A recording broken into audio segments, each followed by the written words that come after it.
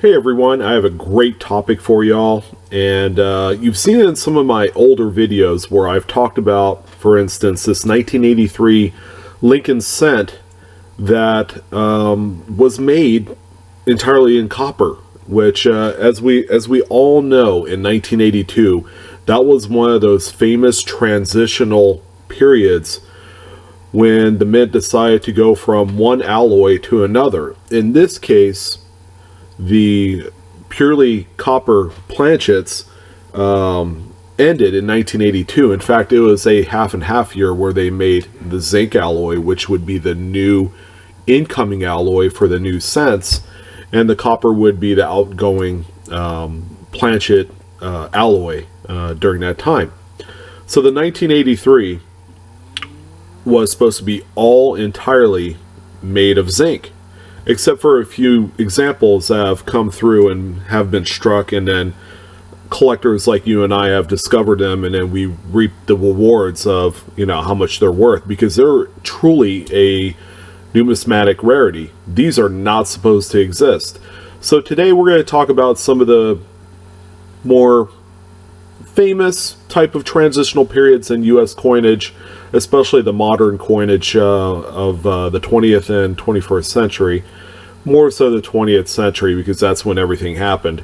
And we're going to look at the coins in general and different ways where you could spot them, because based off of every coin that I'm going to show you, the condition is that it's seen circulation. You'll see in every single one of my examples I'm going to post for you that these flew in under the radar. People spent them. They used them to buy goods and services.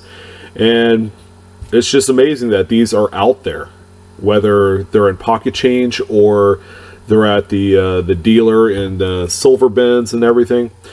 But in any event, the 1983 is one of those marquee dates where these are sometimes pulled out of circulation via bankrolls, pocket change. They weigh 3.11 grams, whereas the zinc examples weigh just over 2 grams. So it's quite a bit of a weight difference in that case. This is one such example that sold on Heritage a while ago. It was graded through PCGS, as you can see here, and the coin, any one of these coins can be worth anywhere from a few $1,000s to as much as $10,000-$20,000. So it's definitely something to keep an eye out on, among other things on your list as far as coin collecting needs. But this is one such example. Here is another example that we don't typically see that much, but this is an example of the 1942 Jefferson Nickel. As we all know, during the wartime, World War II, nickel and copper were heavily rationed to the point where they've actually produced on silver and manganese planchets. So in 1942 all the way up to 1945, these were intended to become all silver coinage throughout that date. Now 1942 again is one of those transitional years where they made both nickel and the silver alloy planchets. Well, the silver ones have that large mint mark on the reverse right above Monticello. Pretty easy to distinguish among all the other coins in existence. Well, here's one example that fell through the cracks, kind of, and was this was a Philadelphia older style coin for that year that was struck inadvertently on a 35% silver planchet, one of those manganese planchets. So this is another one of those nice to find when you come across it, and just based off of all the wear on this example, this one had seen its day out in the spending world, and someone pulled it aside and thought it was neat. As it turns out, it's one of those rare type transitional coins which should never have happened. Yet another mint mistake. Up next is a 1965 dime.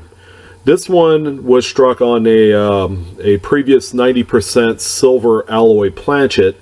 As we all know, in 1964, the transition from silver to a copper nickel clad was during that time period. So 1964, they've seen the last of the production of any of the 90% silver business strike coins, whether it's a dime, quarter, half dollar, and what have you. And again, a couple of spare blanks of the 90% alloy had made its way into the batch of what they called the clad composition planchets. So, an off chance that one of these were to be struck with the 1965 date, there you go. You have yourself another rarity. And if you see, the common thread here is people make mistakes. Okay, this is definitely one of those things that if it were struck, especially in the case of the penny, the cent, that it would be hard to find because they all look the same. A copper and a zinc penny look basically alike, and there's not a lot of distinguishing differences other than the overall weight and the sound of the coins if you dropped them on a table or something. So the 90% dime is another great example, and let's go ahead and wrap it up with another fantastic and memorable transition year, and that would be the 1965 quarter. Much in the same boat as the 1964/65 transitional period of the Roosevelt dimes, the Washington quarters went through that same transformation because they were part of that new initiative to get the silver planchets out because they were getting too expensive to produce, and reeling in something that is a lot more cost effective, and that is the copper nickel planchets for the Washington quarters. So this example right here that you see before you was struck on one of those earlier 90% transitional planchets that should never have happened. And again, we have another modern rarity floating around out there. So what do you see on all the coins that I had made apparent at the beginning of the video? These are all definitely circulated. None of them are flashy BU examples like, you know what, they came out of the mint and they went into a collection. It didn't happen that way. These were true mint mistakes because they've seen their time. You know, they've withheld the purchasing power of merchants and customers during that time. So, you know, it's changed hands so many times, and I guarantee you that there is bound to be more of these out there. In the case of the Washington quarter, this is a coin that would sell in the $10,000 range.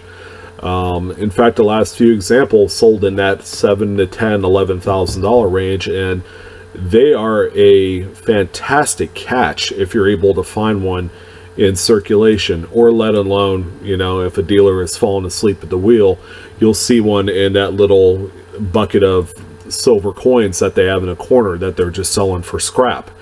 So you never know.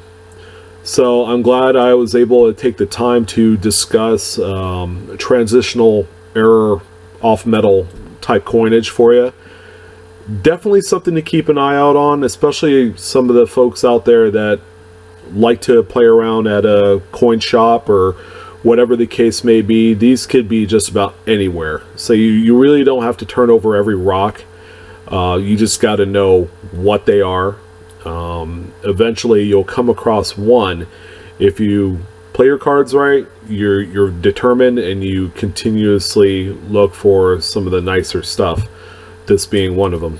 But thanks again for your guys' time. I hope you enjoyed this video. Something a little bit different that I wanted to talk about. There's plenty of other transitional periods. Of course, we're all familiar with the 1943 copper cents. During that time, they only made steel for 1943, but that's a whole different, way expensive animal on its own. So thanks again for watching, and I'll see you for the next one. You guys take care.